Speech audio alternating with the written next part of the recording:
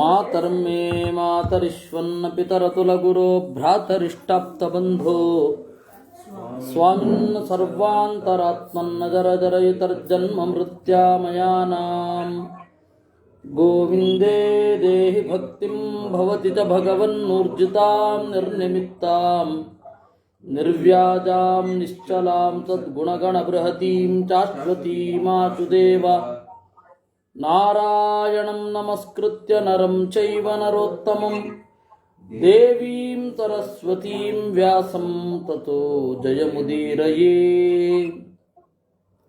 ವಿಜಾನತಾಮವಿತ್ತಸ್ಯ ಮಧ್ವಸ್ಯ ಜಗತಿ ಗುರೋಃ ಪೂರ್ವಾಚಾರ್ಯಮಹಿಷ್ಠಾನಾಮಿಯಂ ಪ್ರಣತಿಮಾಲಿಕಾ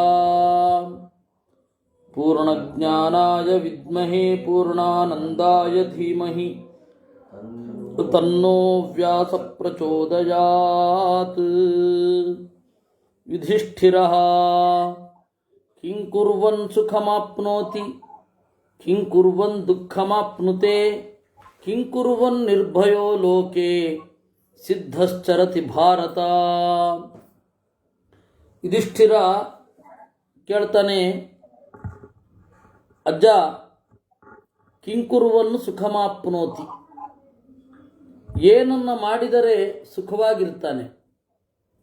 ಕಿಂ ಕುರ್ವನ್ ದುಃಖಮಶ್ನುತೆ, ಏನನ್ನ ಮಾಡ್ತಾ ಇದ್ರೆ ದುಃಖ ಉಂಟಾಗತ್ತೆ. ಏನನ್ನ ಮಾಡಿದ್ರೆ ಸುಖ, ಏನನ್ನ ಮಾಡಿದ್ರೆ ದುಃಖ.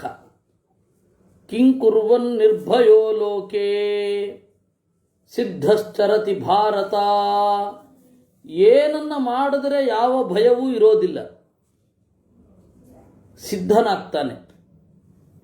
ಭೀಷ್ಮ ದಮಮೇವ ಪ್ರಶಂಸಂತಿ ವೃದ್ಧಾಶ್ರುತಿ ಸಮಾಧಯಃ ಸರ್ವೇಷಾಮೇವ ವರ್ಣಾನಾಂ ಬ್ರಾಹ್ಮಣಸ್ಯ ವಿಶೇಷತಃ. ವೇದವನ್ನ ಚೆನ್ನಾಗಿ ಬಲ್ಲ ಜ್ಞಾನವೃದ್ಧರು ದಮಮೇವ ಪ್ರಶಂಸಂತಿ, ಇಂದ್ರಿಯ ನಿಗ್ರಹ ಅನ್ನೋದು ಒಳ್ಳೆಯದು ಅಂತ ಹೇಳ್ತಾರೆ. ಸರ್ವೇಷಾಮೇವ ವರ್ಣಾನಾಂ, ಎಲ್ಲರಿಗೂ ವೈರಾಗ್ಯ ವಿಹಿತ. ಬ್ರಾಹ್ಮಣ ಆಗಿರಬಹುದು, ಕ್ಷತ್ರಿಯ ಆಗಿರಬಹುದು, ವೈಶ್ಯ ಆಗಿರಬಹುದು, ಶೂದ್ರ ಆಗಿರಬಹುದು, ಎಲ್ಲರಿಗೂ ವೈರಾಗ್ಯ ಅನ್ನೋದು ಮಸ್ಟ್ ಅಂಡ್ ಶುಡ್. ಸುಖ ಅನ್ನೋದು ಅದರಲ್ಲೇ ಇರೋದು. ನಾವೀಗ 203ನೇ ಅಧ್ಯಾಯದಲ್ಲಿ ಇದ್ದೇವೆ. ಶ್ವೇತಕೇತು ಹಾಗೂ ಸುವರ್ಚಲ ಅವರಿಬ್ಬರ ಸಂವಾದ ನಮಗೆ 202ನೇ ಅಧ್ಯಾಯದಲ್ಲಿ ಮುಗೀತು. 203ನೇ ಅಧ್ಯಾಯದಲ್ಲಿ ಯುಧಿಷ್ಠಿರ ಕೇಳಿದ್ದು, ಏನನ್ನು ಮಾಡಿದ್ರೆ ಸುಖ, ಏನನ್ನು ಮಾಡಿದ್ರೆ ದುಃಖ, ಏನನ್ನು ಮಾಡಿದ್ರೆ ಭಯ ಪರಿಹಾರ, ಏನನ್ನು ಮಾಡಿದ್ರೆ ಸಿದ್ಧಿ. ಇದೇ ಎಲ್ಲರ ಒಂದು, ನಾವು ಏನೇನು ಕಷ್ಟಪಡ್ತಾ ಇದ್ದೀವಿ ಎಲ್ಲವೂ ಇದೆ.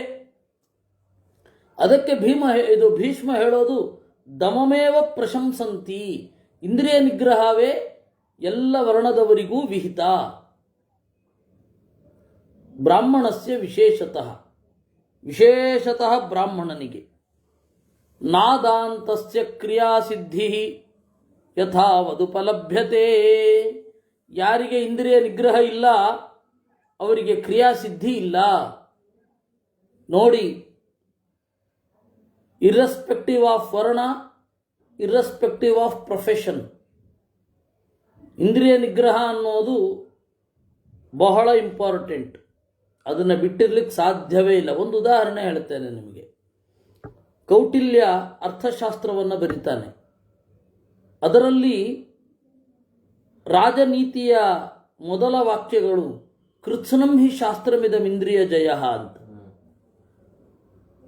ಸಮಗ್ರ ಶಾಸ್ತ್ರ ಇಂದ್ರಿಯ ಜಯವನ್ನು ಒಳಗೊಂಡಿದೆ. ಎಲ್ಲಿ ರಾಜನೀತಿ, ಎಲ್ಲಿ ಇಂದ್ರಿಯ ನಿಗ್ರಹ. ದೊಡ್ಡ ಲಿಸ್ಟಿದೆ.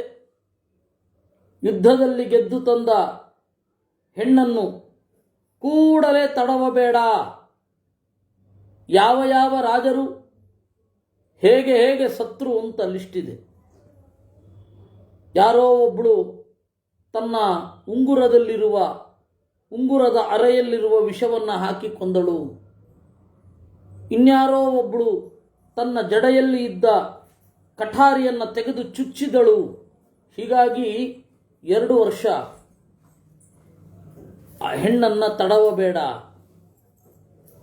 ಊಟ ಮಾಡುವಾಗ ಪ್ರಾಣಿಗಳಿಗೆ ಹಾಕಿ, ಬೆಕ್ಕು, ನಾಯಿ ಮೊದಲಾದ ಪ್ರಾಣಿಗಳಿಗೆ ಹಾಕಿ ಅರ್ಧ ಗಂಟೆ ಆದ್ಮೇಲೆ ನೀನು ಊಟ ಮಾಡು. ಇದೆಲ್ಲ ರೂಲ್ಸನ್ನು ಹೇಳುವಾಗ ಇಂದ್ರಿಯ ನಿಗ್ರಹ ಇರದೇ ಇರಬೇಕಾ? ಇಂದ್ರಿಯ ನಿಗ್ರಹ ಅನ್ನೋದು ಎಲ್ಲರ ಧರ್ಮ. ರಾಜರಿಗಂತೂ ಬ್ರಾಹ್ಮಣರಿಗಂತೂ ವಿಶೇಷ. ಅದರಿಂದಾಗಿ ನಾದಾಂತಸ್ಯ ಕ್ರಿಯಾಸಿದ್ಧಿ, ಅವನು ಯಾರೇ ಆಗಿರಬಹುದು. ಯಾರಿಗೆ ಇಂದ್ರಿಯ ನಿಗ್ರಹ ಇಲ್ಲ ಅವನಿಗೆ ಸಿದ್ಧಿ ಆಗಿರಲ್ಲ. ಏನು ಭೂಗತದವರೆಗೇನು ಕಡಿಮೆನಾ? ಇಂದ್ರಿಯ ನಿಗ್ರಹ ಎಷ್ಟು ಬೇಕು ಅವರಿಗೆ? ರಾಜಕಾರಣಿಗೇನು ಕಡಿಮೆನಾ? ಎಷ್ಟು ಬೇಕು? ಯಾವುದೇ ಕ್ಷೇತ್ರದಲ್ಲಿ ಸಿದ್ಧಿ ಪಡೆದವರಿಗೆ ಇಂದ್ರಿಯ ನಿಗ್ರಹ ಅನ್ನೋದು ಬೇಕು. ಈ ಇಂದ್ರಿಯ ನಿಗ್ರಹ ಇದನ್ನ ಹೇಳದೆ ಹೇಗೆ ಹೇಳ್ತಾರೆ ಅಂದರೆ, ನಿರಂತರ ಕ್ರಿಯೆ ಮಾಡ್ತಾ ಇರಿ ಅಂತಾರೆ. ನಿರಂತರ ಕ್ರಿಯೆ ಮಾಡಬೇಕಾದ್ರೆ ಕ್ರಿಯೆ ಮಾಡದೇ ಇರೋದನ್ನು ಬಿಡಬೇಕಾಗತ್ತೆ. ಆವಾಗ ಇಂದ್ರಿಯ ನಿಗ್ರಹ ಬೇಕಾಗತ್ತೆ. ಇದನ್ನೇ ಬೇರೆ ಬೇರೆ ರೀತಿಯಿಂದ ಹೇಳೋದು. ನಿಮಗೆ ಕನಸು ಅಂತಂದರೆ ನಿದ್ರೆ ಬರದಂತಿರಬೇಕು, ಅದು ಯಶಸ್ಸಿಗೆ ಸೋಪಾನ. ನಿದ್ರೆ ಮಾಡೋದಾಗಿರಬಾರದು ಅಂತ ಈ ಎಲ್ಲ ಪರ್ಸನಾಲಿಟಿ ಡೆವಲಪ್ಮೆಂಟ್ ಗುರೂಸ್ ಹೇಳ್ತಾರೆ. ಅದನ್ನು ಮಹಾಭಾರತ ಹೇಳಿತು. ನಾದಾಂತಸ್ಯ ಕ್ರಿಯಾಸಿದ್ಧಿ, ಇಂದ್ರಿಯ ನಿಗ್ರಹ ಇಲ್ಲದವನಿಗೆ ಕ್ರಿಯಾಸಿದ್ಧಿಯೇ ಇಲ್ಲ ಅಂತ. ನಮ್ಮ ಕ್ಷೇಮೇಂದ್ರ ಚತುರ್ವರ್ಗ ಸೇವಕೋಪದೇಶ ಅಂತ ಒಂದು ಬರೆದಿದ್ದಾನೆ. ಅದರಲ್ಲಿ ಅವನು ಕೇಳ್ತಾನೆ, ಒಬ್ಬ ಯತಿಗೆ, ಒಬ್ಬ ಕಿಂಕರನಿಗೆ, ಒಬ್ಬ ವ್ಯಾಪಾರಿಗೆ, ಒಬ್ಬ ರಾಜನಿಗೆ ಏನು ವ್ಯತ್ಯಾಸ ಇದೆ? ಯಾವ ವ್ಯತ್ಯಾಸವೂ ಇಲ್ಲ.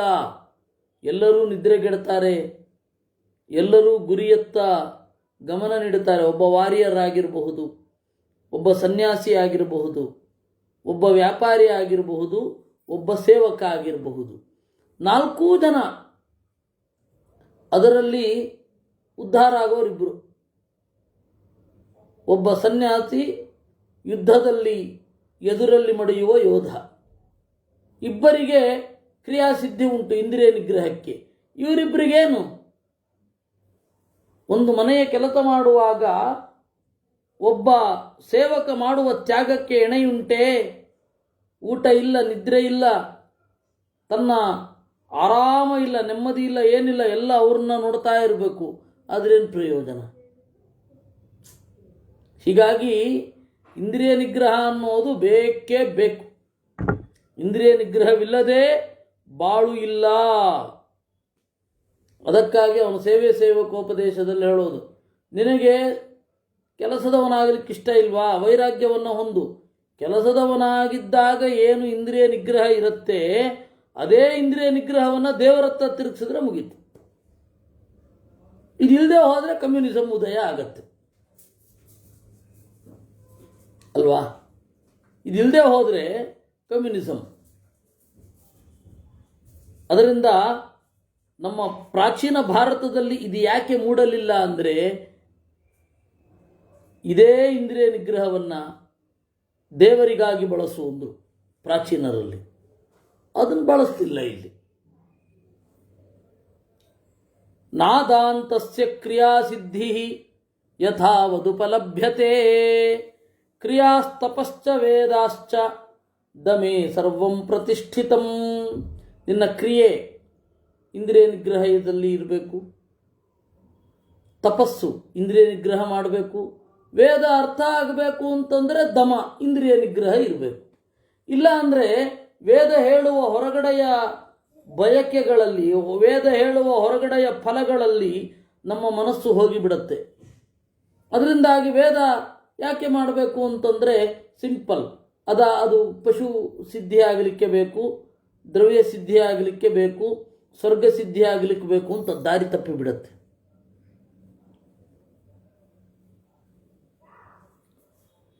ದಮಸ್ತೇಜೋ ವರ್ಧಯತಿ ಪವಿತ್ರಂ ದಮ ಉಚ್ಯತೆ ವಿಪಾಪ್ಮ ನಿರ್ಭಯೋದಾಂತಹ ಪುರುಷೋ ವಿಂದತೆ ಮಹತ್.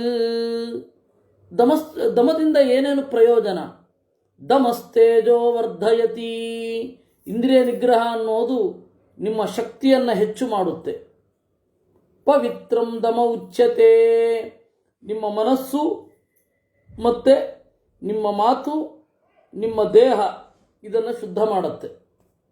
ಇಂದ್ರಿಯ ನಿಗ್ರಹ ಇತ್ತು ಅಂದರೆ ಏನೇನೋ ತಿನ್ನಲ್ಲ, ಇಂದ್ರಿಯ ನಿಗ್ರಹ ಇತ್ತು ಅಂದರೆ ಏನೇನೋ ಮಾತಾಡಲ್ಲ, ಇಂದ್ರಿಯ ನಿಗ್ರಹ ಇತ್ತು ಅಂತಂದರೆ ಏನೇನನ್ನು ಯೋಚನೆ ಮಾಡಲ್ಲ. ವಿಪಾಪ್ಮ ನಿರ್ಭಯೋದಂತಹ, ಯಾವಾಗ ಇಂದ್ರಿಯ ನಿಗ್ರಹ ಇರುತ್ತೆ ಆವಾಗ ಪಾಪ ಪರಿಹಾರ ಆಗತ್ತೆ. ವಿಪಾಪ್ಮ, ಯಾವಾಗ ಇಂದ್ರಿಯ ನಿಗ್ರಹ ಇರುತ್ತೆ ಆವಾಗ ಭಯ ಇರಲ್ಲ, ಅವ್ಯಕ್ತವಾದದ್ದರ ಬಗ್ಗೆ ಭಯ ಇರಲ್ಲ. ಏನು ನಾನು ಹೀಗಿರಬಲ್ಲೆ ಅಷ್ಟೇ, ಒಳಗಡೆಯಿಂದ ಬಲಿಷ್ಠನಾಗಿರ್ತೇನೆ ಅಂತ. ಅವ್ಯಕ್ತವನ್ನು ಎದುರಿಸಲಿಕ್ಕಾಗತ್ತೆ. ದೇವರು ಎಷ್ಟು ಕೊಡ್ತಾನೋ ಎದುರಿಚ್ಛಾರಾಮ ಸಂತೃಪ್ತಿ ಅಂದ್ರೆ ಏನು? ಮತ್ತೆ ಇಷ್ಟೇ ಸಿಗಬೇಕು ಅಂತ ನಾನು ಅನ್ಕೊಳ್ಳೋಲ್ಲ, ಎಷ್ಟು ಸಿಕ್ಕಿದ್ರೂ ನಾನು ಇರ್ತೇನೆ ಅಂತ ಅಂದುಬಿಟ್ರೆ ಆಗ ಈ ಏರಿಳಿತಗಳ ಭಯ ಎಲ್ಲ ಹೊರಟು ಹೋಗುತ್ತೆ. ವಿಪಾಪ್ಮ ನಿರ್ಭಯೋದಂತಹ ಪುರುಷೋ ವಿಂದತೆ ಮಹತ್. ಈ ಇಂದ್ರಿಯ ನಿಗ್ರಹ ನಿಮ್ಮನ್ನು ಎತ್ತರಕ್ಕೆ ಏರಿಸುತ್ತೆ. ಸುಖಂ ದಾಂತ ಪ್ರಸ್ವಪಿತಿ ಸುಖಂಚ ಪ್ರತಿಬುದ್ಧತೆ ಸುಖಂ ಲೋಕೆ ವಿಪರ್ಯೇತಿ ಮನಶ್ಚಾಸ್ಯ ಪ್ರಸೀದತಿ. ಸುಖಂ ದಾಂತ ಪ್ರಸ್ವಪಿತಿ, ಇಂದ್ರಿಯ ನಿಗ್ರಹಕ್ಕೆ ಒಳಗಾದವನು ಸುಖವಾಗಿ ಮಲಗುತ್ತಾನೆ, ಸುಖವಾಗಿ ಏಳುತ್ತಾನೆ, ಸುಖವಾಗಿ ಲೋಕದಲ್ಲಿ ತಿರುಗಾಡುತ್ತಾನೆ, ಅವನ ಮನಸ್ಸು ಪ್ರಸನ್ನವಾಗಿರುತ್ತೆ.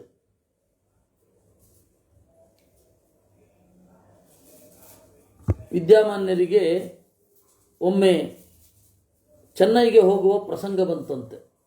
2 ಘಟನೆಗಳು. ಚೆನ್ನೈಗೆ ಹೋಗುವ ಪ್ರಸಂಗ, ದೊಡ್ಡ ಸಮಾರಂಭ, ಹೋಗುವ ಪ್ರಸಂಗ ಬಂತು. ಮಧ್ಯದಲ್ಲಿ ವ್ಯಾನ್ ಕೆಟ್ಟೋಯ್ತು. ಸುತ್ತಲೂ ನೋಡಿದ್ರು, ಮೀಯಲಿಕ್ಕೆ ಕೊಳ ಇತ್ತು, ಮುಗಿದೇ ಹೋಯ್ತು, ಎಲ್ಲ ಆತಂಕ ದೂರ ಆಗೋಯ್ತು. ಇನ್ನೇನು ಬೇಕಿಲ್ಲ ಅಂತ, ನೀರಿದೆಯಲ್ಲ, ಜಪ ತಪಸ್ಸು ತೊಂದರೆ ಆಗದೆ ಇದ್ರೆ ಆಯಿತು ಅಂತ ಅಷ್ಟೇ. ಅವಾಗೆಲ್ಲ ಫೋನ್ ಗೀನೆಲ್ಲ ಇರಲಿಲ್ಲ, ಯಾಕೋ ಬರಲಿಲ್ಲ ಸ್ವಾಮಿಗಳು. ಆಮೇಲೆ 5 ದಿವಸ ಆದಮೇಲೆ ಹೋದ್ರಂತೀವ್ರು. ಫಂಕ್ಷನ್ ಎಲ್ಲ ಮುಗಿದಿತ್ತು, ಬೇರೆ ಸ್ವಾಮಿಗಳೆಲ್ಲ ಬರೋರಿದ್ದರು, ಹೇಳಿದ್ದು. ಇನ್ನೊಂದು ಶೇಷಗಿರಿ ರಾಯರು ಹೇಳ್ತಾ ಇದ್ರು, ಅವರು ತರ್ಕತಾಂಡವದ ವಿದ್ಯಾರ್ಥಿಯಾಗಿ ಇದ್ರಂತೆ ವಿದ್ಯಾಮಾನ್ಯರ ಬಳಿಗೆ.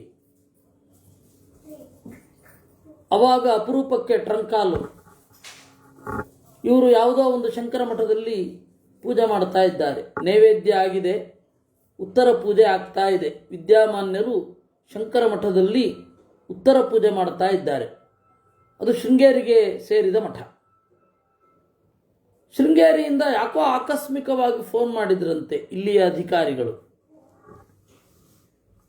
ಏನು ಗಂಟೆ ಸದ್ದು ಕೇಳಿಸ್ತಾ ಇದೆಯಲ್ಲ, ಯಾರೋ ದಕ್ಷಿಣದವರಂತೆ, ಯಾರೋ ಪಲಿಮಾರು ಸ್ವಾಮಿಗಳಂತೆ, ಯಾರು ಅವ್ರ ಹೆಸರೇನು ಹೇಳು, ಕೇಳ್ಕೊಂಡು ಬಂದ. ಅವನು ಯಾರೋ ವಿದ್ಯಮಾನ ತೀರ್ಥರು ಅಂತ ಏನೋ ಹೇಳದ್ನಂತೆ.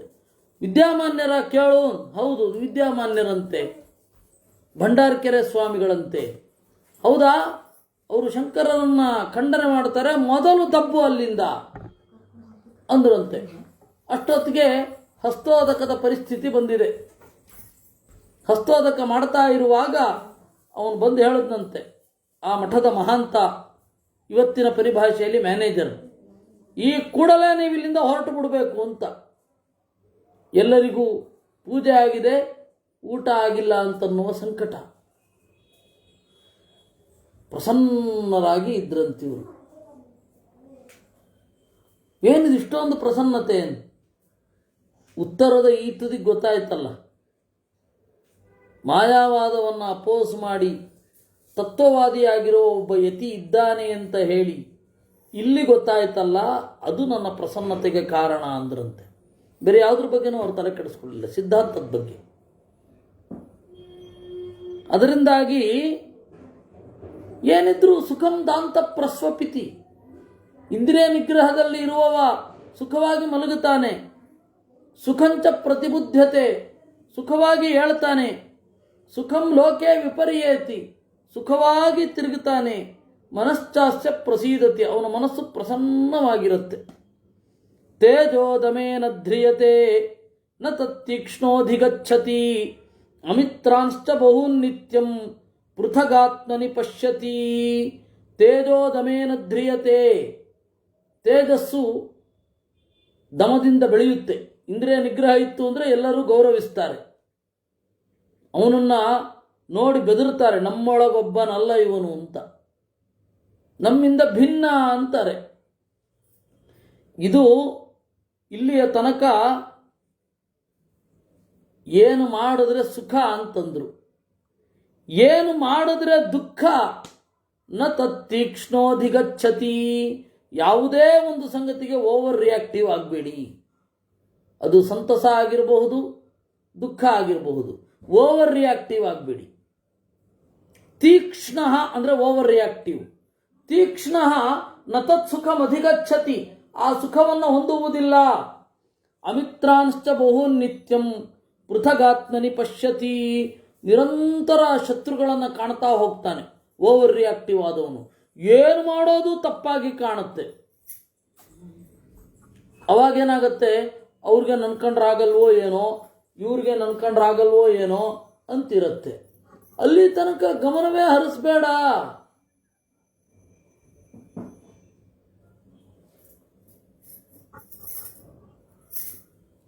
ಕ್ರವ್ಯಾಭ್ಯೈವ ಭೂತಾನಾಂ ಅದಾಂತೇಭ್ಯ ಸದಾ ಭಯಂ ತೇಷಾಂ ವಿಪ್ರತಿಷೇಧಾರ್ಥಂ ರಾಜ ಸೃಷ್ಟ ಸ್ವಯಂಭುವಾ.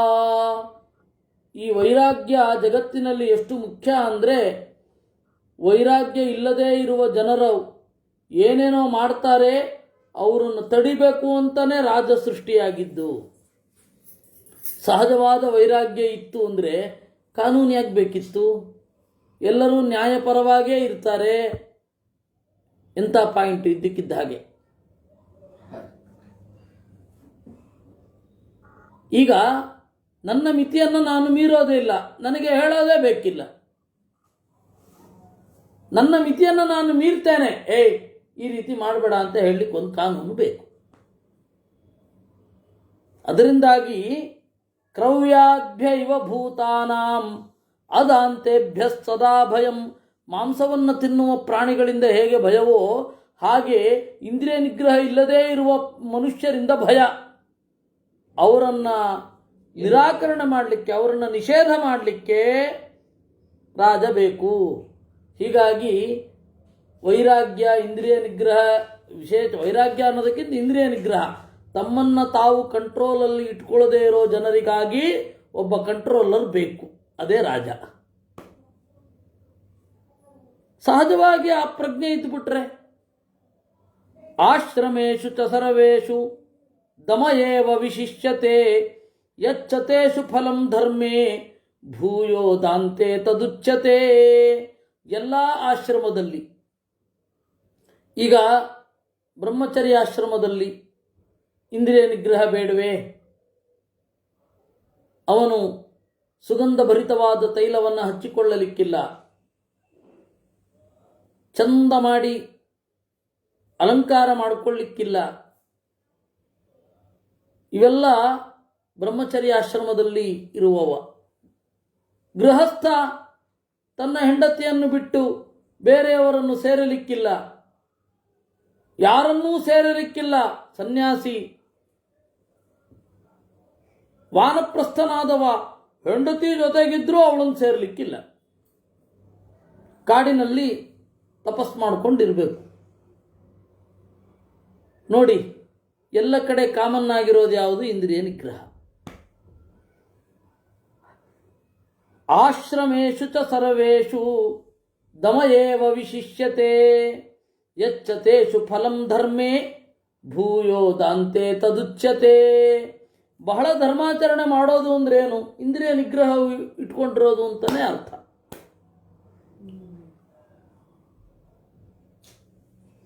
ತೇಷಾಂ ವಕ್ಷ್ಯಾಮಿ ಲಿಂಗಾನಿ ಯೇಷಾಂ ಸಮುದಯೋ ದಮಃ. ಸರಿ, ಇಂದ್ರಿಯ ನಿಗ್ರಹ ದಮ ದಮ ದಮ ಅಂತ ಹೇಳ್ತಾ ಇದ್ದೀರಾ. ಈ ದಮದ ಒಳಗಡೆ ಏನೇನೆಲ್ಲ ಗುಣಗಳಿವೆ? ಅಕಾರ್ಪಣ್ಯಂ, ಅಸಂರಂಭ, ಸಂತೋಷ, ಶ್ರದ್ಧದಾನತಾ, ಅಕ್ರೋಧ, ಆರ್ಜವಂ ನಿತ್ಯಂ, ನಾತಿವಾದೋ ವಿಮಾನಿತ, ಗುರುಪೂಜಾ ಅನಸೂಯಾ ಚ, ದಮ ದಯಾ ಭೂತೇಶ್ವಪೈಚುನಂ, ಜನವಾದಸ್ತು ತಿರ್ನಿಂದ, ನಾರ್ಜವಂಚ ವಿವರ್ಜಿತಂ, ಸಾಧು ಕಾಮಶ್ಚಾಸ್ಪೃಹಯನ್ ಆಯತಿ ಪ್ರತ್ಯಯೋ ನೃಷೂ. ನೋಡಿ, ದಮ ಅಂದರೆ ಇಷ್ಟು ಇದೆ. ಅಕಾರ್ಪಣ್ಯಂ, ಕೆಲವರಿಗೆ ಎಲ್ಲ ಇದ್ದರೂ ನಮ್ಮಲ್ಲೇನು ಇಲ್ಲ ಇಲ್ಲ ಇಲ್ಲ ಅಂತ ಕೊರತೆಯನ್ನು ಅನುಭವಿಸ್ತಾ ಇರ್ತಾರೆ. ಆ ಕೊರತೆಯನ್ನು ಅನುಭವಿಸಬಾರದು. ಅಕಾರ್ಪಣ್ಯಂ. ಕೃಪಣ ಅಂದರೆ ತನ್ನಲ್ಲಿ ಕೊರತೆ ಇದೆ ಅಂದರೆ ಹೊರಗಡೆಯ ಸಂಪತ್ತು ಮೊದಲಾದವುಗಳಲ್ಲಿ ಕೊರತೆ ಇದೆ ಅಂತ ಅಂದುಕೊಂಡವ ಅಕಾರ್ಪಣ್ಯಂ. ಅಸಂರಂಭ, ವಿಪರೀತವಾದ ವೇಗ ಒಂದನ್ನು ಪಡೀಲಿಕ್ಕೆ ಅಂತ ಹೋಗಬೇಡಿ ಹಾಗೆ ಅಂದರು. ಸಂತೋಷ, ತೃಪ್ತಿ. ಶ್ರದ್ಧದಾನತಾ, ದೈವದ ವಿಚಾರದಲ್ಲಿ ದೃಢವಾದ ವಿಶ್ವಾಸ, ಇದನ್ನು ಶ್ರದ್ಧಾದಾನ ಅಂತ ಕರೀತಾರೆ. ಇಲ್ಲ ಅಂದರೆ ಶ್ರದ್ಧೆ ಹೇಗೆ ಬರಬೇಕು? ನಾಸ್ತಿಕ ಇಂದ್ರಿಯ ನಿಗ್ರಹಕ್ಕೆ ದೂರ. ಅದಕ್ಕೆ ತಮ್ಮನ್ನು ನಾಸ್ತಿಕರು ಅಂತ ಹೇಳಿಕೊಳ್ಳೋರು ಸಾಮಾನ್ಯವಾಗಿ ಇಂದ್ರಿಯ ನಿಗ್ರಹದ ಲವಲೇಶವೂ ಅವರಲ್ಲಿರಲ್ಲ. ಬೇಕಾದ್ರೆ ನೋಡಿ ನೀವು, ನಾಸ್ತಿಕರು ಅಂತ ತಮ್ಮನ್ನು ತಾವು ಕರೆದುಕೊಂಡವರಿಗೆ, ಅಟ್ಲೀಸ್ಟ್ ಅಗ್ನಾಸ್ಟಿಕ್ಸ್ ಅಂತ ಹೇಳಿಕೊಂಡವರಿಗೂ ಸ್ವಲ್ಪ ಇರುತ್ತೇನೋ, ಆದರೆ ನಾಸ್ತಿಕರು ಅಂತ ಡಿಕ್ಲೇರ್ ಮಾಡಿಕೊಂಡವರಿಗೆ ಯಾರಿಗೂ ಇಂದ್ರಿಯ ನಿಗ್ರಹ ಇರಲ್ಲ. ಅದರಿಂದಾಗಿ ಅಶ್ರದ್ಧದಾನತ, ಶ್ರದ್ಧೆ ಇಡದೇ ಇರೋದೇನಿದೆ ಅದು ನಾಸ್ತಿಕ್ಯ. ಯಾವುದೋ ಒಂದು ಅತೀಂದ್ರಿಯ ತತ್ವದಲ್ಲಿ ಶ್ರದ್ಧೆ ಇದ್ದರೆ ಒಳ್ಳೆ ದಾರಿಯಲ್ಲಿ ಸಾಗುತ್ತಾನೆ. ಅದರಿಂದಾಗಿ ಶ್ರದ್ಧದಾನತ ಅನ್ನೋದು ಬೇಕು. ಅಕ್ರೋಧ, ಆರ್ಜವಂ ನಿತ್ಯಂ, ನಾತಿವಾದೋ ವಿಮಾನಿತ. ಉತ್ಕಟವಾದ ಸಿಟ್ಟು ಇಲ್ಲದೆ ಇರೋದು ಅಕ್ರೋಧ. ಆರ್ಜವ, ನೇರವಾದ ನಡೆನುಡಿ ಯಾವಾಗ ಬರುತ್ತೆ? ಇಂದ್ರಿಯ ನಿಗ್ರಹ ಇದ್ದಾಗ. ಇರೋದೇ ಇಷ್ಟು ಅಷ್ಟೆ, ನಾವಿರೋದು ಹೀಗೆ, ಅಥವಾ ನನಗೆ ಹೀಗೆ ಅನ್ನಿಸಿತು, ಅವರಿಗೆ ತೊಂದರೆಯಾಗದಂತೆ ನಾವು ನಡ್ಕೊಳ್ಬೇಕು ಇತ್ಯಾದಿಗಳೆಲ್ಲ ಆರ್ಜವ. ಆಮೇಲೆ ನಾತಿವಾದ ವಿಮಾನಿತ. ನಾತಿವಾದ, ಅತಿವಾದ ಇರಬಾರದು. ಅತಿವಾದ ಅಂತಂದರೆ ಎರಡರ್ಥ ಇದೆ ಅತಿವಾದ ಅನ್ನೋದಕ್ಕೆ. ಒಂದು ಓವರ್ ರಿಯಾಕ್ಟಿವ್ ಆಗಿರೋದು, ಇನ್ನೊಂದು ಅತಿವಾದ ಅಂತ ಹೇಳಿದ್ರೆ ಅಗತ್ಯಕ್ಕಿಂತ ಹೆಚ್ಚು ಒಂದನ್ನು ನಿಂದನೆ ಮಾಡೋದು, ಡಿಫೆಂಡ್ ಮಾಡ್ಕೊಳ್ಳೋದು. ಇಲ್ಲ, ಅತಿವಾದ ಅಂದರೆ ಆ ಅರ್ಥ ಇಲ್ಲ.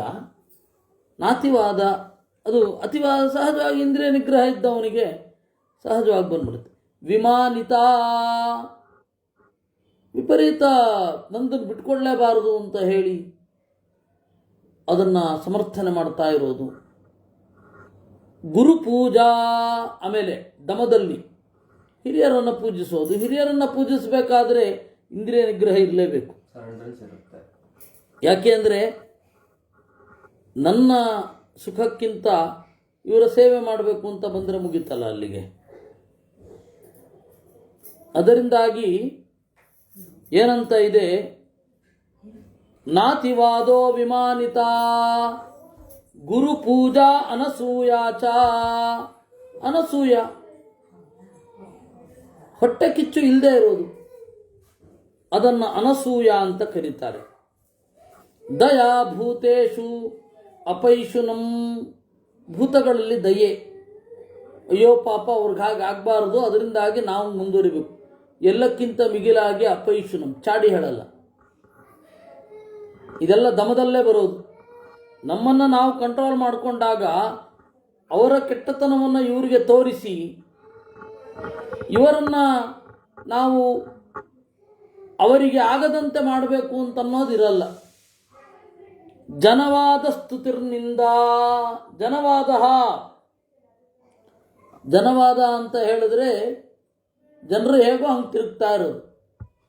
ಬಹಳ ಜನರು ಹೆಂಗೋ ಹಂಗೆ ತಿರುಗೋದು, ಯಾಕೆಂದ್ರೆ ಅವರಿಂದ ಏನೋ ಲಾಭ ಆಗುತ್ತೆ ಅಂತ. ಸ್ತುತಿ ಓವರ್ ಆಗಿ ಹೊಗಳೋದು, ಮುಖಸ್ತುತಿ. ಆ ಸ್ತುತಿ ಅನ್ನೋದಿದೆಯಲ್ಲ, ಹೊಗಳ್ತಾ ಹೊಗಳ್ತಾ ಹೊಗಳ್ತಾ ಏನಾಗ್ಬಿಡುತ್ತೆ, ಎಲ್ಲೆಲ್ಲಿಗೋ ಹೊರಟೋಗುತ್ತೆ. ಅದರಿಂದಾಗಿ ಇವರು ನಮಗೆ, ನಾವು ನಿಂದನೆ ಮಾಡೋದು ಬೇಡ, ಪ್ರೀತರಾಗದೆ ಹೋದರೂ ಪರವಾಗಿಲ್ಲ, ಹೆಚ್ಚು ಹೊಗಳೋ ಹಾಗಿಲ್ಲ ಅಂತ ಅಂದುಕೊಂಡ್ರೆ ಅದು ದಮವೇ ಅಲ್ವಾ. ಬ್ಯಾಲೆನ್ಸ್ಡ್ ಅಂದರೆ ಅದೇ, ಒಳ್ಳೆಯದನ್ನು ಹೇಳಬೇಕು ಅನ್ನೋದು ಕರೆಕ್ಟು. ನಮಗೇ ಇಲ್ಲದ ಭಾವನೆಯನ್ನು ನಟಿಸಿಕೊಂಡು ನಾವು ಮುಖದಲ್ಲಿ ತೋರಿಸಿಕೊಂಡು ಓ ಇವರೇನೋ ಅನುಗ್ರಹ ಮಾಡೋದು ಅಂತ ಹೇಳಬಾರದು. ಅದರಿಂದಾಗಿ ಸ್ತುತಿ ನಿಂದ. ಆಮೇಲೆ ಇದಿರಬಾರ್ದು ಅಂತ, ಈ ಅಪಯುತನ ಅಲ್ಲಿ ತನಕ ದಮ ಇಲ್ಲದೆ ಹೋದರೆ ಜನವಾದ ಇರಬಾರದು. ಆಮೇಲೆ ಮಿತಿಮೀರಿದ್ದರ ಸ್ತುತಿ, ಅತಿಶಯಿತ ಸ್ತುತಿ, ನಿಂದ ಇರಬಾರದು. ನಾರ್ಜವಂಚ ವಿವರ್ಜಿತಂ. ಆರ್ಜವ ಇರಬಾರ್ದು. ಅದು ಇಲ್ಲದೆ ಇರೋದು ದಮ ಅಲ್ಲ ಅಂತ ಆಗತ್ತೆ. ಸಾಧು ಕಾಮಶ್ಚಾಸ್ಪೃಹಯನ್. ಒಳ್ಳೆಯ ಕಾಮ ಇರೋದು ಅದು ದಮ. ಒಳ್ಳೆಯ ಕಾಮ, ಒಳ್ಳೆಯದನ್ನು ಬಯಸದೇ ಇರೋದು ಅದು ಕೂಡ ಅಧಮವೇ. ಸುಪ್ರಸನ್ನಾತ್ಮವಾನ್ ಶುಚಿ ಆಯತಿ ಪ್ರತ್ಯಯೋನ್ ಋಷು. ಆಮೇಲೆ ವಿಪರೀತ ಎಕ್ಸ್ಪೆಕ್ಟೇಷನ್ ಇರೋದು ಒಬ್ಬರ ಮೇಲೆ, ಇವರು ಇದನ್ನು ಮಾಡಿಬಿಡ್ತಾರೆ ಅಂತ, ಅದನ್ನು ಇಟ್ಕೊಳ್ಬೇಡ, ಅದು ದಮವೇ. ಓವರ್ ಎಕ್ಸ್ಪೆಕ್ಟೇಷನ್ ಒಬ್ಬರ ಮೇಲೆ ಇಟ್ಕೊಂಡ್ರು ಏನಾಗುತ್ತೆ, ಇವ್ರು ನಮ್ಗೆ ಇದನ್ನು ಮಾಡಬೇಕು ಅದನ್ನು ಮಾಡಬೇಕು ಅಂತ ಎಂತೆಂಥದೇ ಎಕ್ಸ್ಪೆಕ್ಟೇಷನ್. ಆದರೆ ಸಂತೋಷ, ಆಗದಿದ್ದರೆ ಆನಂದ ಅನ್ನುವ ಲೆವೆಲ್ಗಾದರೂ ಇರಬೇಕು ಫಸ್ಟ್. ಆಮೇಲೆ ಆದರೆ ಸಂತೋಷ ಅನ್ನೋದು, ಒಬ್ಬರಿಂದ ಹೆಚ್ಚು ಎಕ್ಸ್ಪೆಕ್ಟೇಷನ್ ಇಲ್ಲದೇ ಇರೋದು ದಮವೇ. ನಾಯತಿ ಪ್ರತ್ಯಯ. ಅದರಿಂದಾಗಿ ವಿಪರೀತ ಎಕ್ಸ್ಪೆಕ್ಟೇಷನ್ ಅನ್ನು ಮಾಡಬಾರದು. ಅವೈರಕೃತ್ಸೂಪಚಾರ ಸಮೋ ನಿಂದಾ ಪ್ರಶಂಸಯೋ ಸುವೃತ್ತಶೀಲ ಸಂಪನ್ನ ಸುಪ್ರಸನ್ನಾತ್ಮವಾನ್ ಶುಚಿ. ಸೇಡನ್ನು ಇಟ್ಟುಕೊಳ್ಳದೇ ಇರೋದು, ಉಪಚಾರವನ್ನು ಯೋಗ್ಯತೆಗೆ ತಕ್ಕ ಹಾಗೆ ಮಾಡೋದು, ನಿಂದೆ ಹಾಗೂ ಪ್ರಶಂಸಕ್ಕೆ ಸಮವಾಗಿ ಇರೋದು. ಹೊಗಳಿದಾಗಲೂ ಅಂದರೆ ಹೊಗಳ್ತಾ ಇದ್ದಾರೆ ಅವರು ಒಳ್ಳೆ ಗುಣ, ತೆಗಳ್ತಾ ಇದ್ದಾರೆ ಬಿಡಿ ಅವ್ರಿಗೇನೋ ತೋರಿದೆ ಅಷ್ಟೆ. ಸುವೃತ್ತಶೀಲ ಸಂಪನ್ನ, ಒಳ್ಳೆಯ ನಡೆ, ಒಳ್ಳೆಯ ಕ್ಯಾರೆಕ್ಟರ್. ಸುಪ್ರಸನ್ನಾತ್ಮವಾನ್ ಶುಚಿ, ಮನಸ್ಸು ಪ್ರಸನ್ನವಾಗಿರಬೇಕು, ಶುಚಿಯಾಗಿ ಇರಬೇಕು. ಇದು ದಮ. ಪ್ರಾಪ್ಯ ಲೋಕೇ ಚ ಸತ್ಕಾರಂ ಸ್ವರ್ಗಂ ವೈಪ್ರೇತ್ಯ ಗಚ್ಚತಿ. ಈ ದಮ ಇತ್ತು ಅಂದರೆ ಈ ಲೋಕದಲ್ಲಿ ಸತ್ಕಾರ, ಸ್ವರ್ಗಲೋಕದಲ್ಲಿ ವಾಸ. ಸರ್ವಭೂತಹಿತೇ ಯುಕ್ತೋ ನ ಸ್ಮಯೋ ದ್ವಿಷತೆ ಜನಂ ಮಹಾಹೃದೈವಾಕ್ಷೋಭ್ಯ ಪ್ರಜ್ಞಾ ತೃಪ್ತ ಪ್ರಸಿದ್ಧತಿ. ಎಲ್ಲ ಭೂತಗಳಿಗೆ ಹಿತ ಆಗಬೇಕು ಅಂತ ಇರ್ತಾನೆ, ವಿಪರೀತವಾಗಿ ದ್ವೇಷ ಮಾಡೋದಿಲ್ಲ, ದೊಡ್ಡ ಕಡಲಿನ ಹಾಗೆ ಇರ್ತಾನೆ. ಇದಕ್ಕೆ ಏನು ಕಾರಣ ಅಂದರೆ ಪ್ರಜ್ಞಾತೃಪ್ತ, ಜ್ಞಾನದಿಂದ ತಣಿದವನು. ಈ ಪ್ರಜ್ಞಾತೃಪ್ತಿ ಅಂತನ್ನೋದು ಪರ್ಸನಾಲಿಟಿ ಇಲ್ಲೇ ಡೆವಲಪ್ ಅದೇ ಅದೇ ಅದೇ ಅದೇ ಪರ್ಸನಾಲಿಟಿ ಡೆವಲಪ್ಮೆಂಟೇ. ಆದರೆ ನಮ್ಮ ಪರ್ಸನಾಲಿಟಿ ಡೆವಲಪ್ಮೆಂಟ್ಗೂ ಅವ್ರ ಪರ್ಸನಾಲಿಟಿ ಡೆವಲಪ್ಮೆಂಟ್ಗೂ ವ್ಯತ್ಯಾಸ ಇದೆ. ನಮ್ಮ ಪರ್ಸನಾಲಿಟಿ ಡೆವಲಪ್ಮೆಂಟು ನಿರಪೇಕ್ಷತೆಯ ಕಡೆಗೆ ಸಾಗುವುದು, ಅವರ ಪರ್ಸನಾಲಿಟಿ ಡೆವಲಪ್ಮೆಂಟು ಸಂಪನ್ನತೆಯ ಕಡೆಗೆ ಸಾಗುವುದು. ನಮ್ಮಲ್ಲಿ ಇವಾಗಂತೂ ವೈರಾಗ್ಯವನ್ನು ಪಾಠ ಮಾಡುವವರು ನೀವು 1 ಗಂಟೆ ನಾನು ಕೌನ್ಸಿಲಿಂಗ್ ಮಾಡಬೇಕು ಅಂತಂದರೆ 5,000 ಕೊಡಬೇಕು ಅಂತಾರೆ. ಇದು ದುರಂತ. ಅಭಯಂ ಸರ್ವಭೂತೇಭ್ಯ ಸರ್ವೇಷಾಮಭಯಂ ಯತಃ ನಮಸ್ತ ಸರ್ವಭೂತಾನಾಂ ದಾಂತೋ ಭವತಿ ಮಾನವಃ. ಅವನಿಗೆ ಯಾರಿಂದಲೂ ಭಯವಿಲ್ಲ, ಅವನು ಯಾರಿಂದಲೂ ಭಯಪಡೋದಿಲ್ಲ. ಇದು ಇಂದ್ರಿಯ ನಿಗ್ರಹ ಇರುವವನ ಲಕ್ಷಣ. ಇದೆಲ್ಲಿದೆ? ಬೇರೊಬ್ಬರಿಗೆ ಭಯವನ್ನು ಹುಟ್ಟಿಸಿ ಅಂತ ಹೇಳುತ್ತೆ ಕೆಲವು ಧರ್ಮಗಳು.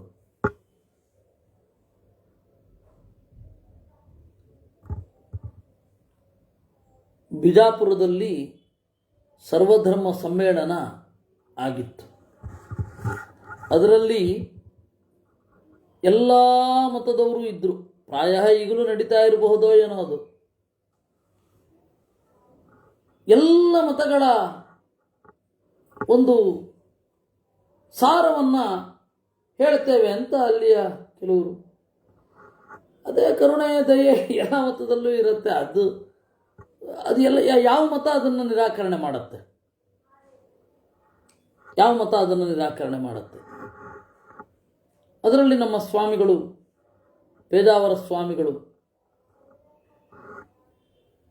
ಭಯೋತ್ಪಾದನೆಗಿಂತ ದಯೋತ್ಪಾದನೆ ಮುಖ್ಯ ಅಂದರು.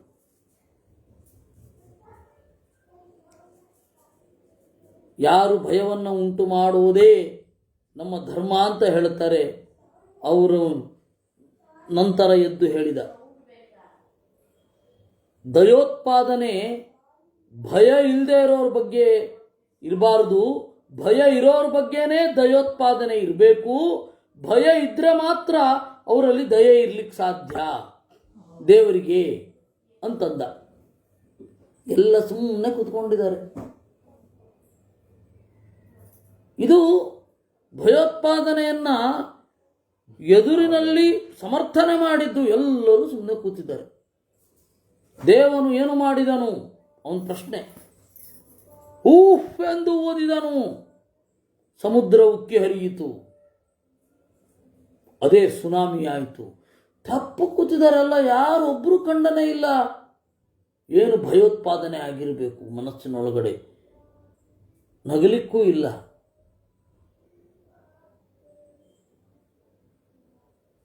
ಅದರಿಂದ ನಿಜವಾದ ಭಕ್ತ ಕೃಷ್ಣ ಹೇಳಿದ್ದು, ವೇದ ಹೇಳ್ತಾ ಇರೋದು, ಎಲ್ಲ ಭೂತಗಳಿಗೆ ಅವನಿಂದ ಭಯ ಇರಬಾರದು, ಅವನಿಗೆ ಎಲ್ಲ ಭೂತಗಳ ಭಯ ಇರಬಾರದು.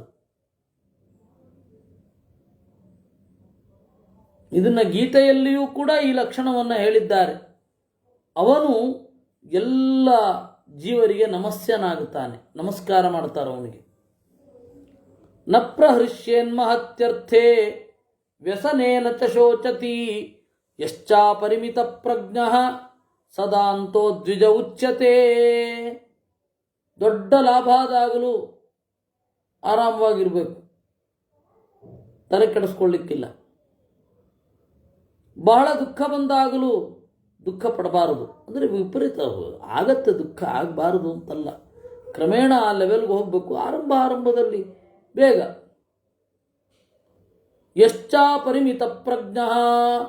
ಇಲ್ಲಾಂದರೆ ಕೆಲವರಿಗೆ ಇದು ಕಳಿಸ್ದೇ ಹೋದರೆ ಎಷ್ಟು ಕಷ್ಟ ಆದೀತು ಅಂತ, ನಾವು ದುಃಖ ತೋರಿಸದೆ ಹೋದರೆ ಎಷ್ಟು ಕಷ್ಟ ಆದೀತು ಅಂತೇಳಿ ರುಡಾಲಿಗಳನ್ನು ಕರೆಸ್ತಾರೆ. ದುಃಖ ಆಗದೇ ಇರೋದು ಗುಣ ಅಲ್ಲಿ ವಸ್ತುತಃ. ರುಡಾರಿಗಳನ್ನು ದುಡ್ಡು ಕೊಟ್ಟು ಅಳುವವರನ್ನು ಕರೆದು ಇವರು ದುಃಖವನ್ನು ವ್ಯಕ್ತಪಡಿಸೋದು. ಇವ್ರಿಗೆ ಅಳುನೇ ಬರ್ತಾರಲ್ಲ, ಅವರು ಯಾರೋ ಪರಿಚಯ ಇಲ್ಲದೆ ಇದ್ದವರು, ಇವನು ಸತ್ತ ಮೇಲೆ ನೋಡಿದವರು ಹೋ ಅಂತ ಅಳ್ತಾ ಇರ್ತಾರೆ. ಆ ನಾಟಕ ಮಾಡಿ ಏನು ಪ್ರಯೋಜನ? ಅದರಿಂದ ವ್ಯಸನೇತ ನಶೋಚತಿ, ಅದಾಗಲಿಕ್ಕೆ ಪ್ರಯತ್ನ ಪಡಬೇಕು. ಯಶ್ಚ ಅಪರಿಮಿತ ಪ್ರಜ್ಞ ಸದಾಂತೋ ದ್ವಿಜ ಉಚ್ಯತೆ. ಯಾರ ಪ್ರಜ್ಞೆಯನ್ನ ಪರಿಮಿತಿಯಲ್ಲಿ ಇಷ್ಟೇ ಅಂತ ಹೇಳಲಿಕ್ಕಾಗಲ್ವೋ ಅವನು ಇಂದ್ರಿಯ ನಿಗ್ರಹವನ್ನು ಮಾಡಿದ್ದಾನೆ.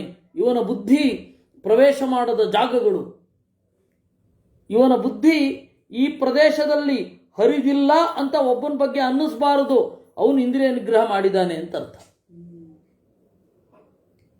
ಒಬ್ಬನ ಪ್ರಜ್ಞೆ ಯಾವ ಯಾವ ಕ್ಷೇತ್ರಗಳಲ್ಲಿ ಹರಡಿದೆ, ಯಾವ ಯಾವ ಅಗೋಚರವಾದ ತಂತುಗಳನ್ನು ಮೀಂಟಿದೆ, ಯಾವ ಯಾವ ಅತ್ಯಂತ ವಿರುದ್ಧವಾದ ವಿಷಯಗಳನ್ನು ಬೆಸೆದಿದೆ, ಇದನ್ನೆಲ್ಲ ನೋಡ್ತಾ ಇದ್ದಾಗ ಅವನು ವಿರಾಗಿ.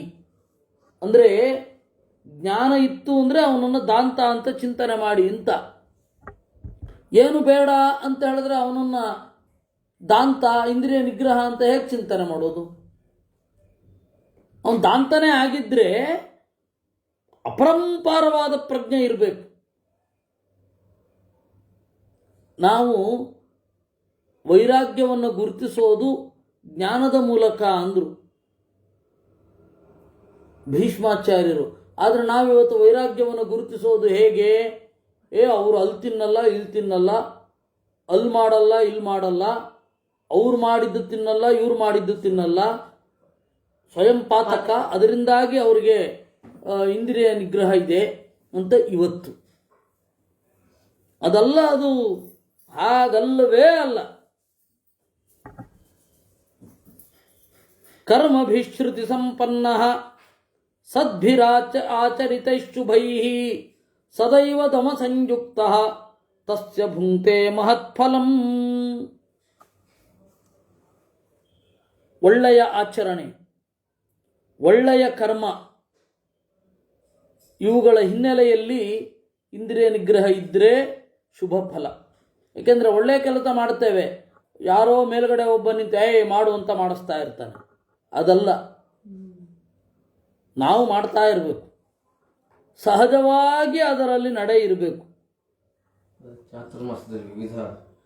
ಅಲ್ಲ, ಅದು ಏನಾಗತ್ತೆ ಸಮಸ್ಯೆ, ಅದೇ ಅದು ಏನಾಗತ್ತೆ, ಅಲ್ಲಿ ನಾವು ಇಂದ್ರಿಯ ನಿಗ್ರಹ ಮಾಡ್ತೇವಲ್ಲ, ಅದು ಕೆಲವೊಮ್ಮೆ ನಮಗೆ ಏನು ಸಿಗದೇ ಇರೋದ್ರಿಂದ ಇಂದ್ರಿಯ ನಿಗ್ರಹ ಮಾಡೋದರಲ್ಲಿ ಇರ್ತೇವೆ. ಆ ತರಹ ಅಲ್ಲ, ಸಹಜವಾದ ಇಂದ್ರಿಯ ನಿಗ್ರಹ. ಅದಕ್ಕೆ ಕೆಲವೊಮ್ಮೆ ಬಲಾತ್ಕಾರವಾಗಿ ಪ್ರಯತ್ನ ಪಡಬೇಕು ಅನ್ನೋದು ಕರೆಕ್ಟ್. ಅದು ಮಾಡದೆ ಬರಲ್ಲ, ಆದರೆ ಸ್ವಲ್ಪ ದಿವಸ ಆದಮೇಲೆ ಅದು ಸಹಜವಾಗಿ ಬರ್ತಾ ಹೋಗುತ್ತೆ. ಇವಾಗ ಮಕ್ಕಳಿಗೆ ಇಂದ್ರಿಯ ನಿಗ್ರಹವನ್ನು ಮೂಡಿಸ್ಬೇಕಾಗತ್ತೆ. ಕಂಡಲ್ಲೆಲ್ಲ ಹಾರ್ತಾ ಇರ್ತವೆ ಅವು. ತಂದೆ ತಾಯಿಗಳು ಸ್ವಲ್ಪ ಕಂಟ್ರೋಲ್ ಮಾಡಬೇಕಾಗತ್ತೆ. ಆಮೇಲೆ ಅವರಿಗೆ ಇಂದ್ರಿಯ ನಿಗ್ರಹದ ಮಹತ್ವವನ್ನು ತಿಳಿ ಹೇಳಬೇಕಾಗತ್ತೆ. ಹಾಗೆ ಏನಿದೆ ಅವನ ಪ್ರಜ್ಞೆ ಫಲವನ್ನು ಉಣ್ಣುತ್ತೆ.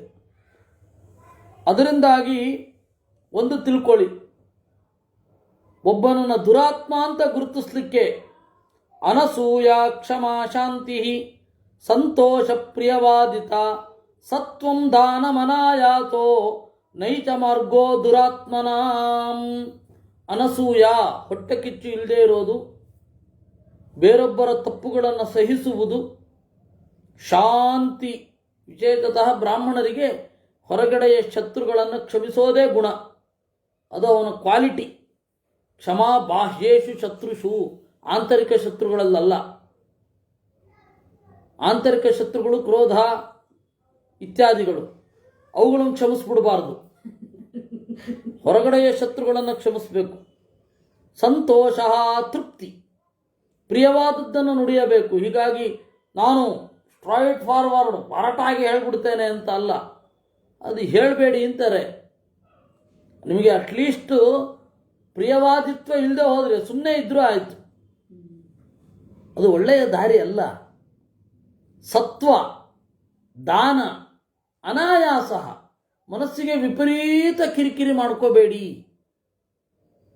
ಈ ಕಿರಿಕಿರಿ ಆಗದೇ ಇರುವುದು ಇದೆಲ್ಲ ನೈಷ ಮಾರ್ಗೋ ದುರಾತ್ಮನಾಂ.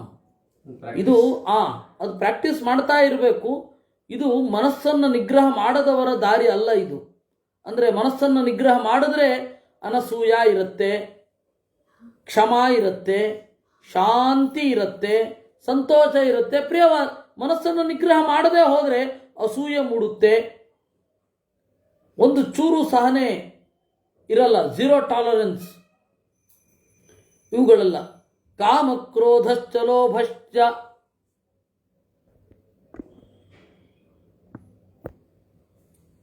ಪರಸ್ಯ ಈರ್ಷ್ಯಾ ವಿಕಥನಂ ದಂಭೋ ದರ್ಪಶ್ಚ ಮಾನಶ್ಚ ನೈಚ ಮಾರ್ಗೋ ಮಹಾತ್ಮನಾಂ. ಶಾಸ್ತ್ರಕ್ಕೆ ವಿರುದ್ಧವಾದ ಕಾಮ, ಶಾಸ್ತ್ರಕ್ಕೆ ವಿರುದ್ಧವಾದ ಬಯಕೆಯನ್ನು ಕಾಮ ಅಂತ ಕರೀತಾರೆ. ಈ ಅರ್ಥವನ್ನು ಮಧ್ವರು ಗೀತಾ ತಾತ್ಪರ್ಯದಲ್ಲಿ 3ನೇ ಅಧ್ಯಾಯದಲ್ಲಿ ಹೇಳಿದ್ದಾರೆ. ಕುತ್ಸಿತವಾದ ಕಾಮ. ಕ್ರೋಧ, ಮಿತಿಮೀರಿದ ಕೋಪ. ಲೋಭ, ಈರ್ಷ್ಯಾ, ಸಹಿಸದೇ ಇರುವುದು. ವಿಕಥನಂ, ಏನೇನೋ ಮಾತಾಡ್ತಾ ಇರೋದು.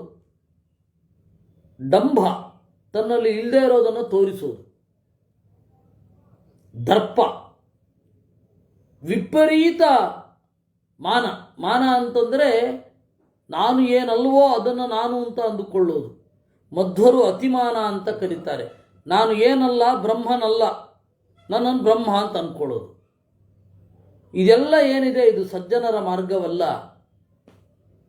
ಕಾಮಕ್ರೋಧೌ ವಶೇ ಕೃತ್ವ ಬ್ರಹ್ಮಚಾರಿ ಜಿತೇಂದ್ರಿಯ ವಿಕ್ರಮ್ಯ ಘೋರೇ ತಪಸಿ ಬ್ರಾಹ್ಮಣ ಶಂಸಿತವ್ರತಃ. ಕಾಮಕ್ರೋಧಗಳನ್ನು ವಶದಲ್ಲಿ ಇಟ್ಟುಕೊಂಡು ವೇದದಲ್ಲಿ ತಿರುಗುತ್ತಾ ಇಂದ್ರಿಯಗಳನ್ನು ಗೆದ್ದು ತಪಸ್ಸಿನಲ್ಲಿ ನೆಲೆಗೊಳ್ಳಬೇಕು. ಅವನ ಜನ್ಮ ಸಾರ್ಥಕ. ಕಾಲಕಾಂಕ್ಷಿ ಚರೇಲ್ಲೋಕಾನ್ ನಿರಪಾಯ ಇಹಾತ್ಮವಾನ್. ಕಾಲಕಾಂಕ್ಷಿ, ದೇವರು ಯಾವಾಗ ಕರೆಸಿಕೊಳ್ತಾನೋ ಆಗ ಹೋಗ್ತೇನೆ ಅಂತಿರಬೇಕು. ಇದು ಮುಗಿಸದೆ ನಾನು ಹೋಗೋದಿಲ್ಲ ಅಂತ ಇರಬಾರ್ದು. ಯಾಕೆ ಅಂದರೆ ಅದು ನಮ್ಮ ಕೈಯಲ್ಲಿಲ್ಲ. ಹೋಗೋದು ಹೋಗಲೇಬೇಕು. ಹೋಗಬೇಕಾದ್ರೆ ವ್ಯರ್ಥವಾದ ಆಯಾತ ಏನು, ದುಃಖ ಏನು, ಸಂಕಟ ಏನು, ಹಾಗೆ ಲೋಕದಲ್ಲಿ ಇರಬೇಕು ಅನ್ನುವುದು ಏನಿದೆ ಇದು ದಮದ ವಿಶ್ವರೂಪ. ನೀವು ದಮ ಸಣ್ಣದಾಗಿ ಶುರು ಆದರೆ ಬಾಹ್ಯೇಂದ್ರಿಯ ನಿಗ್ರಹ ಮಾತ್ರ ಅಲ್ಲ, ಅಂತರಿಂದ್ರಿಯದ ನಿಗ್ರಹವೂ ಆಗತ್ತೆ. ಆದರೆ ನಮ್ಗೆ ಗೊತ್ತಿರಬೇಕು, ನಾವು ಬಹಿರಿಂದ್ರಿಯದ ನಿಗ್ರಹ ಏನಿದೆ ಅದು ಅಂತರಿಂದ್ರಿಯದ ನಿಗ್ರಹಕ್ಕೆ ಕಾರಣ ಆಗಬೇಕು ಅಂತ ಗೊತ್ತಿರಬೇಕು. ಕೇವಲ ಬಹಿರಿಂದ್ರಿಯದ ನಿಗ್ರಹ ಮಾತ್ರ ಮುಖ್ಯ ಆದರೆ ಅದು ಕೂಡ ಒಂದು ಢೋಂಗಿ ಆಗೋಗುತ್ತೆ. ಆ ಎಚ್ಚರ ಇರಬೇಕು.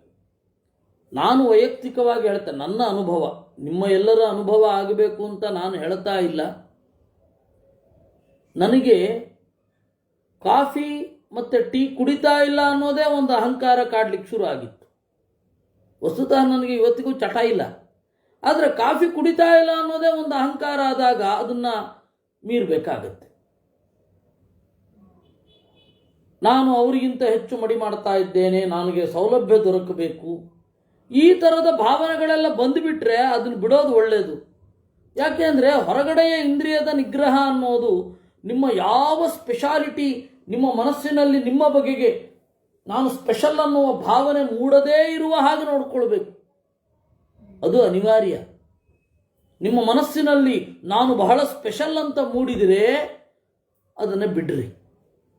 ಎಲ್ಲ ನಡೀತಾ ಇರೋದೇ ಅದು.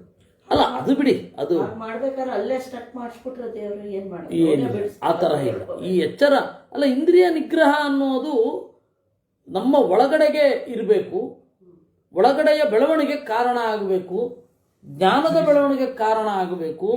ಹೊರಗಡೆ ನಿಲ್ಲಬಾರದು, ಹೊರಗಡೆ ಗೊತ್ತಾಗಬಾರದು ಅನ್ನೋದಿರಬೇಕು. ಸಾಮಾನ್ಯ ಈ ತರಹದ ಉದ್ದೇಶ ಇರುವವರಿಗೆ ನಡ್ಕೊಂಡು ಹೋಗುತ್ತೆ.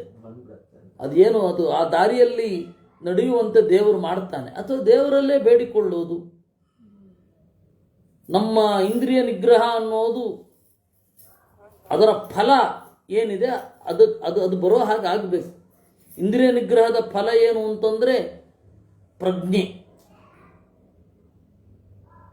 ಇಂದ್ರಿಯ ನಿಗ್ರಹದ ಫಲ ಪ್ರಜ್ಞೆ, ಪ್ರಜ್ಞಾಧಿಕ್ಯ ಶಾಸ್ತ್ರದಲ್ಲಿ. ಅದೇ ಪರಮ ಪ್ರಯೋಜನ. ಇಲ್ಲ ಇಂದ್ರಿಯ ನಿಗ್ರಹ ಮಾಡ್ತೇವೆ, ಶಾಸ್ತ್ರದಲ್ಲಿ ಪ್ರಜ್ಞೆಯೇ ಇಲ್ಲ ಅಂದರೆ ಏನು ಪ್ರಯೋಜನ ಇಲ್ಲ. ಏಕೆಂದರೆ ಈ ತರಹದ ಇಂದ್ರಿಯ ನಿಗ್ರಹಗಳನ್ನು ಕುಸ್ತಿ ಕಲೆಯನ್ನು ಕಲಿಯುವವರು ಮಾಡಲ್ವೇ? ಉಸಿರು ಬಿಗಿ ಹಿಡಿತಾರೆ, ಬಿಸಿ ಮರಳಲ್ಲಿ ಕೈಗಳನ್ನು ಅದ್ದುತ್ತಾರೆ, ಎಷ್ಟು ಕಠಿಣ. ಓ, ಆ ರೀತಿ ಮಾಡ್ತಾ ಇರ್ತಾರೆ. ಆದರೆ ಅದು ಜ್ಞಾನಕ್ಕೆ ಕಾರಣ ಆಗಬೇಕು. ಕಾರಣ ಆಗದೆ ಹೋದರೆ ಏನು? ಹೊರಗಡೆ ದೇಹ ಗಟ್ಟಿಯಾಗಿರುತ್ತೆ ಎಷ್ಟು ದಿವಸ. ಬೇರೆಯವರಿಗಿಂತ ಒಂದು ಸ್ವಲ್ಪ ತಡವಾಗಿ ನಿಮ್ಮ ಇಂದ್ರಿಯಗಳು ಕುಸಿಯಬಹುದು, ಆದರೆ ಒಮ್ಮೆ ಕುಸಿತ ಉಂಟಲ್ವಾ? ಇಂದ್ರಿಯ ಅಷ್ಟು ಡಿಲೇ ಆಗಿದ್ದು ಉಪಯೋಗ ಏನು? ಡಿಲೇ ಆಗಿದ್ದು ಉಪಯೋಗ ಏನು? ಇಂದ್ರಿಯ ನಿಗ್ರಹ ಡಿಲೇ ಆಗಬಹುದು. ಇಂದ್ರಿಯ ನಿಗ್ರಹದಿಂದ ಶರೀರದ ಶಕ್ತಿ ಇರಬಹುದು, ಶರೀರದ ಶಕ್ತಿ ಕುಸಿತ ಆಗೋದು ಡಿಲೇ ಆಗಬಹುದು, ಆದರೆ ಪ್ರಯೋಜನ ಏನು? ಮುಂದಿನ ಜನ್ಮಕ್ಕೂ ಹೊತ್ತುಕೊಂಡು ಹೋಗುವ ಜ್ಞಾನ ಬರದೇ ಹೋದರೆ ಅದು ಪ್ರಯೋಜನ ಇಲ್ಲ. ಹೀಗಾಗಿ ಇದರ ಬಗ್ಗೆ ಎಚ್ಚರ ಇರಬೇಕು. ದಮ ಅಂತ, ದಮದ ಬಗ್ಗೆ ಸುಮಾರು 20 ಶ್ಲೋಕಗಳಲ್ಲಿ ಈ ಚಿತ್ರಣವನ್ನು ಭೀಷ್ಮಾಚಾರ್ಯರು ಕೊಟ್ಟಿದ್ದಾರೆ. ಇದಾದ ಮೇಲೆ 204ನೇ ಅಧ್ಯಾಯ, ದ್ವಿಜಾತಯೋ ವ್ರತೋಪೇತಾ ಯದಿದಂ ಭುಂಜತೆ ಹವಿಃ ಅನ್ನಂ ಬ್ರಾಹ್ಮಣ ಕಾಮಾಯ ಕಥಮೇತದ್ ಪಿತಾಮಹ. ಈಗ ಇಂದ್ರಿಯ ನಿಗ್ರಹದಲ್ಲಿ ಒಂದು ಸಣ್ಣ ಪಾರ್ಟ್ ಉಪವಾಸ, ವ್ರತ. ವ್ರತದಲ್ಲಿ ತೊಡಗಿದ ಬ್ರಾಹ್ಮಣರು ಸ್ವಲ್ಪ ಉಣ್ತಾರೆ. ಬ್ರಾಹ್ಮಣ ಕಾಮಾಯ ಅನ್ನಂ ಕಥಂ.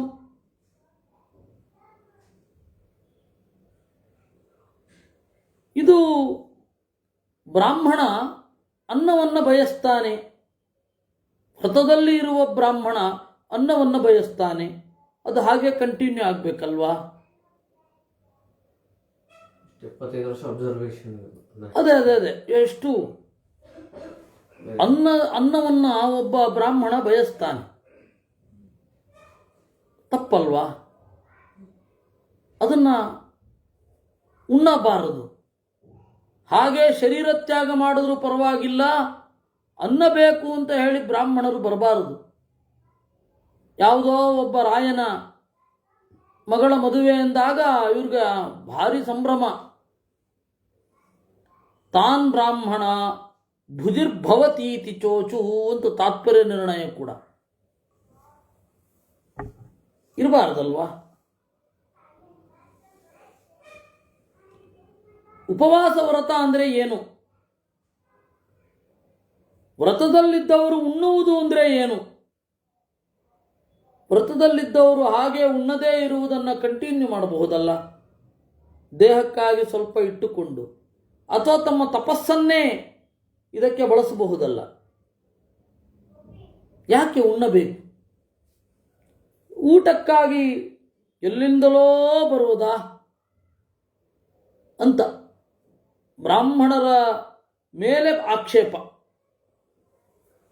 ಅದಕ್ಕೆ ಭೀಷ್ಮಾಚಾರ್ಯರ ಉತ್ತರ ಅದೇನು ಅಂತ ನಾಳೆ ನೋಡೋಣ. ಇಲ್ಲಿ ಏನಿದೆ, ಒಬ್ಬರು ಹರಿದಾಸರಿದ್ರಂತೆ, ಅವರು ಕೂಡಲೇ ಹಾಡು ಮಾಡ್ತಾ ಇದ್ರಂತೆ. ಇದು ಅರ್ಜುನ ಎದ್ದಾಗ, ಬಿಲ್ಲನ್ನು ಹಿಡಿಲಿಕ್ಕೆ ಎದ್ದಾಗ, ಎದ್ದದ್ದೇನುಪಾಧ್ಯರೇ,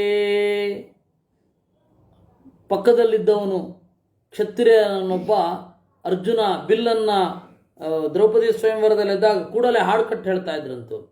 ಪಕ್ಕದಲ್ಲಿದ್ದವನೊಬ್ಬ ಕೇಳಿದ, ಎದ್ದದ್ದೇನುಪಾಧ್ಯರೆ, ಮಜ್ಜಿಗೆ ಎಲ್ಲ, ಹೋಳಿಗೆ ಎಲ್ಲ, ಉದ್ದಿನ ವಡೆ ಕಜ್ಜಾಯಗಳಲ್ಲ, ಸಜ್ಜಿಗೆಯಂತೂ ಮೊದಲೇ ಅಲ್ಲ, ಎದ್ದದ್ದೇನುಪಾಧ್ಯರೆ ಕೂಡಲೇ ಮಾಡಿದ ಹಾಡದು.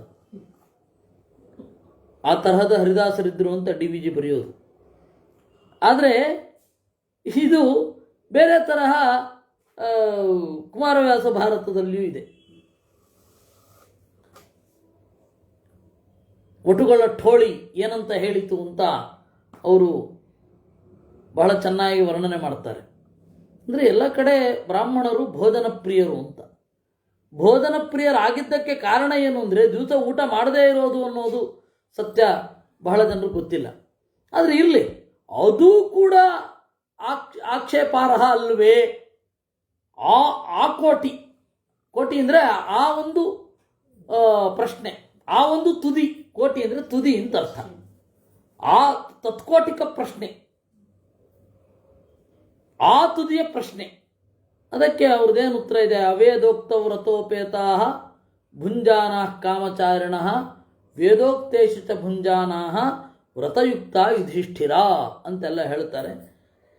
ಅದನ್ನು ನಾಳೆ ನೋಡೋಣ. ಕೃಷ್ಣಾರ್ಪಣಮಸ್ತು. ಎಲ್ಲ ಬಿಟ್ಟು ಅವ್ರು ಒಂದ್ ದಿವಸ ಬಯಸಿದ್ರು